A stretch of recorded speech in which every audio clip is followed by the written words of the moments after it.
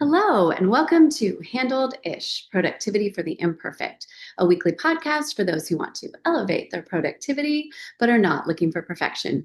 I'm your host, Betsy Hayes, and I'm really happy you're here, whether you're in podcast land or YouTube or via your KC24 CBS 47 app that you can download from your smart television. This is officially the first episode of season 3 because it is the start of the third year of the podcast. And this is episode 95, Track Your Weekly Highlights. So this is actually something I did in 25. So I wanted to do it and test it before I shared it with you. Sometime last January, I saw something, we'll call it Instagram. I wish I could remember exactly where I found it. But it talked about each week writing down a little highlight and putting it in a jar. And then at the end of the year, you have a ton of highlights to look at, 52 to be exact. And I thought it was a super fun idea. So I talked to my friend Veronica, and she and I decided that we were going to do it together and kind of encourage each other.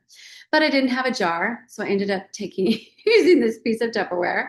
And because I am me, I didn't put the notes on pieces of paper. I put them on sticky notes.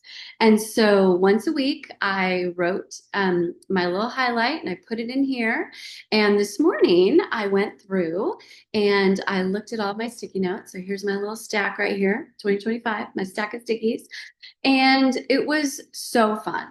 And it was so fun because I got a chance to think about things that I hadn't thought about, right, for several months.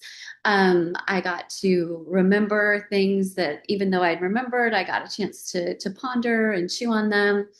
And it also was just a really good reminder that despite the very large amount of challenges that happened this year, it was also a really great year. Lots of really, really amazing things happened, and there's a whole bunch to be grateful for. And it was really fun. It was like my own little mini time capsule. And it was a success, which is why I'm sharing it, encouraging you all to do it for this year. And it was a success. It was a success, even though it was imperfect. So it was totally on brand for the podcast. It was imperfect because on November 1st, when I broke my wrist, I stopped doing the little notes. And so instead of 12 months of weekly notes, I only ended up with 10. But that is a lot of weeks of weekly notes, and it still was incredibly satisfying in order to do that and to look back on it. So I'm going to do it again. I'm encouraging all of you to once a week think about a highlight. The great thing about doing weekly highlights is you can always find one. A week, as we've discussed, has 168 hours. So there's got to be something in there that you would recommend as a highlight to your jar. Again, it doesn't have to be a jar. It could totally be a piece of Tupperware like mine, or it could be a paper bag or a drawer, whatever you want to do. If you are like me and want to do it on sticky notes because that brings you extra joy, and using a Sharpie because that brings you extra joy, please just let's pile on the joy of this particular exercise. It's best if you anchor it to something that you do every week. I have mentioned that I have a weekly deal that I do with friends on Friday evenings. And so I anchored it to that. So whenever I got home, I would water my plants and then write my little sticky and put it in the Tupperware. And that was sort of I obviously also put it on my list of to-dos for Fridays, but it was also sort of a ritual reminder that it was time to do that. Friday evening also felt like a really good idea because that's kind of a typical end of the work week for most of us. And it gave me an opportunity to go, okay, well, what was the highlight of the week before? I only had one thing that was repeated, which I find very amusing, and it was getting my nails done, which I only started doing in May. So sometime, so twice between May and October was the highlight of my week. And I did chuckle about that a little bit when I was going through those this morning because while amazing, and I really do love getting my nails done, you wouldn't think it would rise to the level of highlight for the week, but there are some weeks when, you just kind of figure out something to put on the list. And that's all you have to do. And then at the end of the year, I highly recommend that you look at them with a little bit of ritual in mind. So this morning, what I decided to do was make myself a cup of coffee, sit down in my snuggle corner with my snuggle blanket, and just go through my notes one at a time and just, it didn't take a million years on each note. I just took a couple of seconds to reflect, and it made me so happy at the end of it. And I highly encourage you to do this very, very simple thing that I know will be something that January 27 you will definitely thank you for. And I love this for that reason, that it brought me a lot of joy this morning. I also love this because each week it also forced me to think of a highlight. It also reminded me that there were some things that didn't make the highlight reel of stickies when I was reflecting this morning. And so I'm actually going to do a little addendum this year, which you can adopt or not. It's a free addendum. And that is that on Fridays, when I write my notes, if there's more than one highlight, I'm going to write more than one note. So I will end up with more than 52 stickies at the end of the year because I thought that that would even be more fun for me at the end of the year. So I love this for that. I also love this because sometimes, particularly if we've had a rough year, when we reflect back, it's those really big, tough things that we think about mostly. And sometimes you hear people, writing off a whole year. 2025 was terrible. 2020 was terrible. 2016 was terrible. 2000 was terrible. And I'm pretty sure, like all of us, there were some things in 2000, 2016, 2025 that were awful, right? Yeah. However, I would encourage you to not write off a whole year as awful because even though some really tough things do happen, it's not the only things that happen, right? Myself, I think 2025 was a really hard year. I was still dealing with pretty hard rehab for my broken knee. My divorce of process, which was over 2 years, was finalized. I broke both my wrists, had a friendship breakup with someone who's been close to me for decades, all of which were pretty significantly awful. And also were part of a year that was so great in so many ways.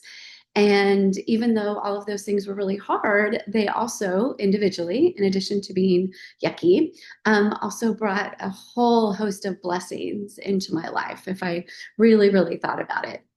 And sometimes I had to look pretty hard, but definitely did that as well. And so while I will always remember 25 as a year that was pretty hard, I will also remember it as a year that brought me tremendous amounts of joy and fun and adventures and new humans and all kinds of wonderful blessings. So I think that that will be the same thing for you. Clearly, I do not want anything to be challenging for you in 2026. And we all exist in the world where stuff happens. So, should there be a couple of things that are challenging for you, you will also have the balance of these weekly highlights to really have a fuller picture of your week, or excuse me, of your year when you end up reflecting. You can use this fun little strategy in a myriad of ways. I've just shared with you what I'm encouraging you to do is keep track of those weekly highlights. However, you can also do it to keep track of milestones for your goals in sort of this fun, unofficial way.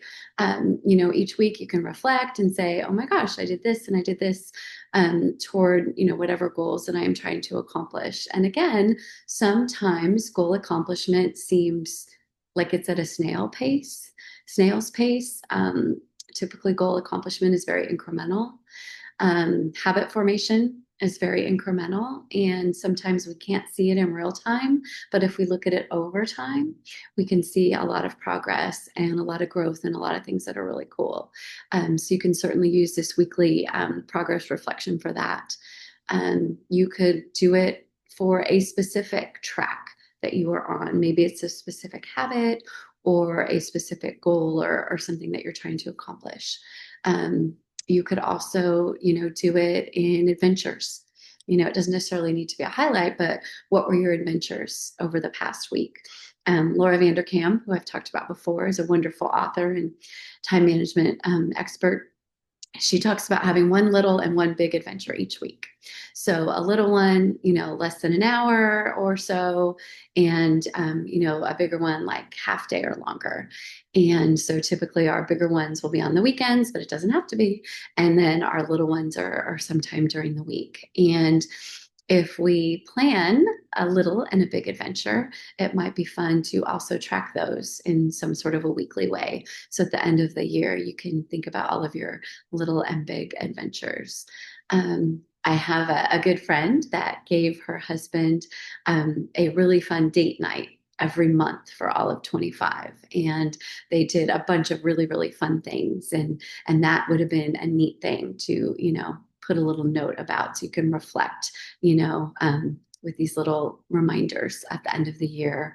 But it doesn't necessarily have to be big fancy date nights, right? It could be whatever you did on your weekly date night, if that is something that you and your partner are interested in doing. So that could be a fun thing to track, right? Monthly date nights, weekly date nights, what you did. So at the end of the year, you can have all of this wonderful reflection. In the moment, we always think we're going to remember stuff, right? For those of you whose children are not small anymore, I'm sure you are like me and think, oh my gosh, I will remember everything that they said that was hilarious. My children were, well, they're still very funny. And they were hilarious when they were little. And I kept thinking, oh my gosh, I'm going to remember every single funny thing because they're so funny. And I remember a handful, but I wish I would have written them all down. Even if I would have written one funny thing they did a week, I would have had so much to reflect on. So maybe that's another way that you can use this. You can track funny things that your children say, or just funny things in general, right? It could be your humor jar. You could talk about a funny thing that happened. A lot of people, track books on apps, books read like Goodreads and stuff. And but you could also, do it in a jar, right? You could track new recipes that you do, and with maybe a little star rating, right? This week I made this particular recipe. This was the star rating. This is the note that I would do for next time, right? And then at the end of the year, you can look back at all of the new recipes and reminisce. When you do the reflection at the end of the year, you can do it in a couple of ways also. You can do it by yourself, which is what I did this morning, and I loved it. If it is you're keeping track of things that involve other people, right? Like maybe your recipes or your date nights or whatever, or the funny things your kids say, it might be fun to go through the jar with them. So that way everybody can share in the reflection and the joy. And I think that there are probably a million more ways that you could think about tracking your weekly highlights of something, but I will leave the rest up to you. So that's what I have for you this week. Get started now, right? Figure out a day, attach it to something that happens each week, and start writing out those notes and putting them in jars. And 2027 January, you will be really happy that you did and that you started. And again, imperfect is okay, right? If you stop halfway through the year, you're still having 6 months worth of highlights that you can reflect on.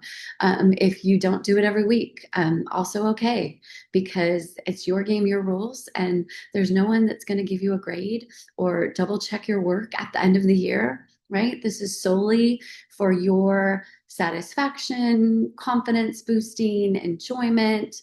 All of that is what this is for. So let me know if you choose to do it, and also let me know what you choose to track. And I look forward to hearing what y'all think.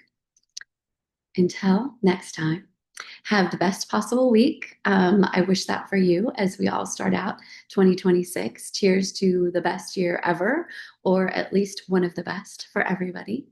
And remember, you are doing way better than you think you are. Trust me.